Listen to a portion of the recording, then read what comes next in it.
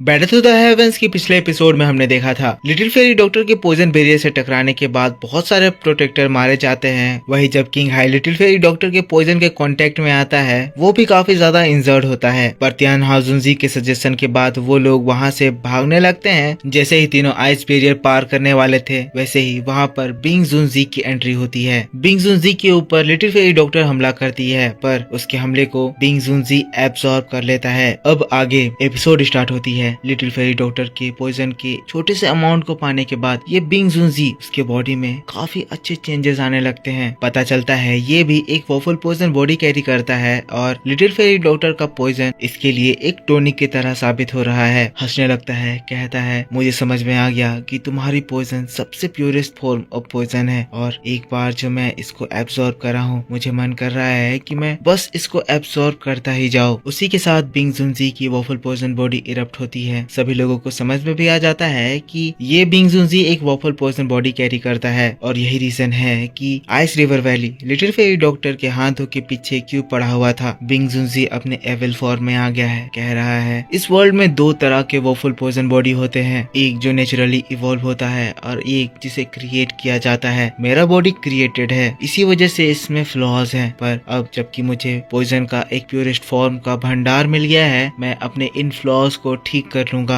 मेरी इस artificial waffle poison body की सारी कमी खत्म हो जाएगी जिसके बाद मेरी बॉडी सबसे परफेक्ट बॉडी बन जाएगी और इसके लिए बस मुझे तुम्हें हासिल करना है। कहते हुए जो से हंसने लगता है उसके अंदर से खतरनाक पावरफुल पॉइजन एनर्जी निकलने लगती है। इसी के साथ इसके बॉडी की जो पॉइजन थी वो देखते ही देखते दो खतरनाक ड्रैगन्स में कन्वर्ट हो जाती है और वो ड्रैगन्स को वो लिटिल फेरी डॉक्टर और तियान हाजुनजी के ऊपर अटैक करवा देता है। लिटिल फेरी डॉक्टर तियान हाजुनजी अपनी ताकत लगाकर उस ड्रैगन को रोकने की कोशिश करते हैं पर दोनों की ताकत मिला के भी वो लोग ड्रैगन को रोक नहीं पाते हैं। इसी वजह से वो लोग जल्दी से वहाँ से भागने लगते हैं। ड्रैगन उनका तेजी से पीछा करने लगता है। शेयन वहाँ से भाग रहा है पर इन ड्रैगन्स की रफ्तार उनसे ज्यादा तेज है, इसीलिए तियान हाजुनजी और लिटिल फेरी डॉक्टर ड्रैगन्स को रोकने के लिए जाते हैं पर एक बार दोबारा वो ड्रैगन से हारते हैं और फिर से एक बार हेविली इंजर्ड हो जाते हैं। दोनों ड्रैगन लिटिल फेरी डॉक्टर और तियान हाजुनजी को पूरी तरह से बिजी कर दिया है। वही शेयन बगल में अपने एक्सटर्मिनेशन एंग्री बुद्धा लोटस को प्रिपेयर कर रहा है पर ये देखते ही बिंग जुनजी है वो एक और वैसा ही ड्रैगन प्रिपेयर करता है और उसको शेयन के ऊपर अटैक करवा देता है। तियान हाजुनजी और लिटिल फेरी डॉक्टर शेयन को बचा नहीं सकते हैं क्योंकि वो जो दो ड्रैगन्स है वो उन दोनों को ही जकड़ लिए हैं और शेयन की अपने में इतनी औकात नहीं है कि वो इन ड्रैगन्स को हरा दे जब तक इसका ये एंग्री बुद्धा लोटस तैयार न हो जाए। शेयन जैसे तैसे अपने इस अटैक को कंप्लीट करता है और ड्रैगन के करीब आते ही उसको उसमें थ्रो करने वाला होता है पर तभी शेयन के सामने की स्पेस वाइब्रेट करने लगती है, डगमगाने लगती है। अचानक से हमें गोल्डन एनर्जी दिखाई देता है जिसके तुरंत बाद ही दो बहुत ही पावरफुल पर्सन्स वहाँ अपीयर होते हैं। उनमें से एक आते ही अपना हाथ झटकता है और ये जो तीनों ड्रैगन्स हैं एक झटके में वो राख बन जाते हैं। ये नजारा देखकर सभी लोग शॉक्ड हो जाते हैं लेकिन उसी के तुरंत बाद ही यहाँ का पूरा एटमॉस्फेयर ही बदल जाता है। इस जगह पर एक प्योर हैप्पीनेस ऑरा फैल जाता है। फिर एक आवाज गूंजती है, अगर शेयन को चोट लगी तो समझ लेना आज आइस रिवर वैली इस सेंट्रल प्लेन से गायब हो जाएगा। फिर हमें उस जगह पर एक सुंदर सा पोर्टल खुलता हुआ दिखाई देता है। पोर्टल के अंदर से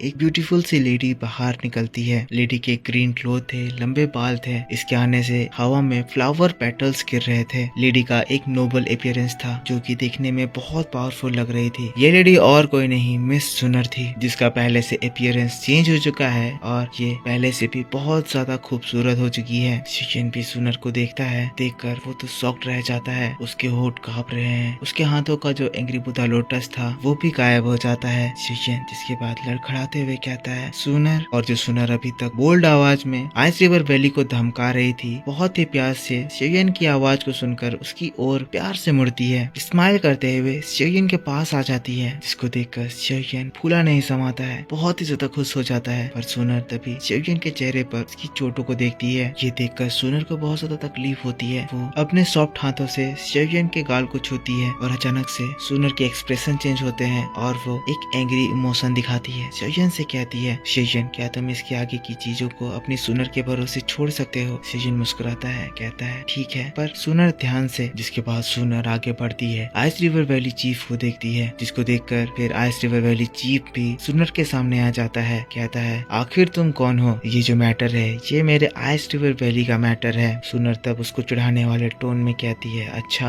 आइस रिवर वैली का मैटर है। बिंग जुनजी को भी सुनर का सरकाज़म समझ में आता है, जिसके बाद वो कहता है, यंग लेडी क्या ये आदमी तुम्हारा दोस्त है? अगर ऐसी बात है तो मैं इसके साथ मेरे पास्ट के मैटर को भूलने के लिए तैयार हूँ, पर उस लड़की के साथ जो वो वोफल पोइजन लेडी है उसे मैं यहाँ से जाने नहीं दे सकता हूँ। पर इसकी बात को सुनकर किंग हाई कहता है, बिंग जुनजी ये तुम क्या बात कह रहे हो? मैंने तुम्हें बताया था ना कि इस चेयन को पकड़ने का ऑर्डर हमारे हॉल ऑफ सोल के चीफ ने दिया है। पर बिंग जुनजी उसको गुस्से में जवाब देता है, कहता है, अगर तुम्हें इसे पकड़ने की इतनी ही चाहत है तो तुम खुद इसको ट्राई क्यों नहीं करते हो? सुनर जिसके बाद लिटिल फेरी डॉक्टर को देखती है, जिसके बाद सामने की ओर एक बोल्ड आवाज में कहती है, तुम दोनों को एक दूसरे से फाइट करने की जरूरत नहीं है। रही बात तुम्हारे डिमांड्स की, तो मैं तुम्हें ये कहना चाहती हूँ, तुम्हारे पास 1 मिनट है, अपने लोगों को लो और यहाँ से निकलो। यहाँ से आज अपने लोगों के अलावा तुम किसी को नहीं ले जा पाओगे। पर सुनर की बात को सुनकर किंग हाई गुस्साता है, कहता है, एक यंगर जनरेशन होके हमारे सामने इतने एरोगेंट टोन से बात करने की तुम्हारी हिम्मत कैसे हो रही है? तुम्हें पता भी है कि तुम किससे बात करने की हिम्मत कर रहे हो? मैं हॉल ऑफ सोल का एल्डर हूँ और मुझसे इस तरह की बात करने की हिम्मत कोई भी नहीं करता है। लड़की, मैं तुम्हें फ्री की एक एडवाइस देना चाहता हूँ। ये लड़का हमारे हॉल ऑफ सोल का निशाना है। अगर तुम इसे बचाने की कोशिश करोगी तो इसका मतलब तुम हमारे हॉल ऑफ सोल को ऑफेंड करोगी, और चाहे तुम्हारा बैकग्राउंड कोई भी हो, तुम्हारा क्लैन हॉल ऑफ सोल को ऑफेंड नहीं करना चाहता होगा। पर ये बात को सुनकर सुनर के जो 2 एल्डर्स थे वो गुस्सा जाते हैं। किंग हाई की ओर चिल्लाते हुए कहते हैं, बेवकूफ, तुम्हारी इतनी हिम्मत कि तुम हमारे यंग मिस से ऐसे बात करो। फिर सुनर से कहते हैं, यंग मिस हमें कमांड दीजिए, अभी के अभी हम इन लोगों को डिस्ट्रॉय करके आपके कदमों में झुका देंगे। सुनर परमिशन देती है, जिसके बाद एक एल्डर किंग हाई को मारने के लिए जाता है और दूसरा एल्डर उस आइस रिवर वैली के चीफ को। फिर दोस्तों वहाँ पर एक भयंकर बैटल स्टार्ट हो जाती है। जो पहला एल्डर था वो किंग हाई को बुरी तरह से मारने लगता है, अपने आप का क्लोन भी कर सकता है, जिसकी वजह से किंग हाई को स्पेस में भागना पड़ता है। पर तभी दूसरा एल्डर आता है और बिंग जुनजी के सामने अपीयर हो जाता है। आने के साथ ही कहता है, मैंने सुना था कि आइस रिवर वैली चीफ एक वफुल पोइजन बॉडी कैरी करते हैं और दाऊ जोन के 3 स्टार लेवल पर हैं। मैं देखना चाहता हूँ कि वाकई में आप कितने ज्यादा ताकतवर हैं। इसकी ये बात को सुनकर बिंग जुनजी अपने पावर्स को एक्टिवेट करता है और मल्टीपल स्पीयर अटैक उस दूसरे एल्डर के ऊपर कर देता है। पर वो एल्डर पूरा शांत अपने हाथों में अपनी एनर्जी एक्टिवेट करता है और बिंग जुनजी के जो मल्टीपल स्पीयर्स थे वो हवा में ही रुक जाते हैं। एल्डर के बैरियर से टकराकर सेकेंड्स में ब्लास्ट हो जाते हैं। ये देखकर बिंग जुनजी पूरी ताकत लगाकर उस दूसरे एल्डर के ऊपर हमला करता है। पर फिर हम लोगों को पहले एल्डर के साइड में दिखाया जाता है, जो कि स्पेस से किंग हाई को पीट कर जमीन पर पटक दिया है। किंग हाई की हालत खराब हो गई है, उसे समझ में आ गया है कि ये इससे नहीं जीत सकता है। इसीलिए वो अपने प्रोटेक्टर से कहता है कि जल्दी से जाओ, हमें हमारे हॉल चीफ के ऑर्डर को फॉलो करना है, उस लड़के को पकड़ कर लाओ। सारे प्रोटेक्टर्स एक बार फिर से शेयन के चारों ओर फैल जाते हैं, एक फॉर्मेशन बनाते हैं। वहीं पहला एल्डर आता है और किंग हाई और बिंग हाउ दोनों को ही पीछे से एक जोरदार अटैक करता है। अब इधर हम लोग शेयन के साइड में देखते हैं, जो चारों ओर से ये लोग शेयन को घेर लिए हैं। शेयन अपनी तलवार को बाहर निकालता है, पर तभी सुनर शेयन से कहती है, शेयन प्लीज इसे मुझे करने दो। और फिर बहुत समय के बाद हम लोगों को सुनर की फाइट दिखाई जाती है। सुनर नजाकत के साथ आगे बढ़ती है, अपने हाथों को उठाती है, फिर उसके हाथों में एक गोल्डन फ्लेम एक्टिवेट होता है, जिसके एक्टिवेट होते ही उसके अगल बगल का आसमान क्रैक हो जाता है। देखते ही देखते वहाँ पर गोल्डन एनर्जी का बवंडर बन जाता है। और दोस्तों बस इसी बात के साथ बैटल टू द हेवंस का ये वीडियो इसी जगह खत्म हो जाता है। आई होप आपको ये वीडियो जरूर पसंद आया होगा। पसंद आया है तो इसके ऊपर एक लाइक जरूर कर देना। नेक्स्ट पार्ट बहुत ही ज्यादा इंटरेस्टिंग होगा, जो कि मैं आपको डिटेल में कल सुबह 7 बजे इसी चैनल पर एक्सप्लेन करके दिखाऊंगा। तो आपको अगर ये वीडियो पसंद आया है तो इसके ऊपर एक लाइक कर देना, कमेंट करके बताना वीडियो कैसा लगा। पिछला एपिसोड नहीं देखा है तो चैनल पर अपलोड कर दिया गया है, जाकर देख लेना। चैनल पर पहली बार वीडियो देख रहे हो तो चैनल को सब्सक्राइब करके बेल आइकन जरूर से ऑन कर लेना, क्योंकि मैं आपके लिए ऐसे इंटरेस्टिंग वीडियोस हमेशा लाता रहता हूँ। तो मिलता हूँ मैं आपसे नेक्स्ट वीडियो में, तब तक के लिए take care, bye bye and thanks for watching.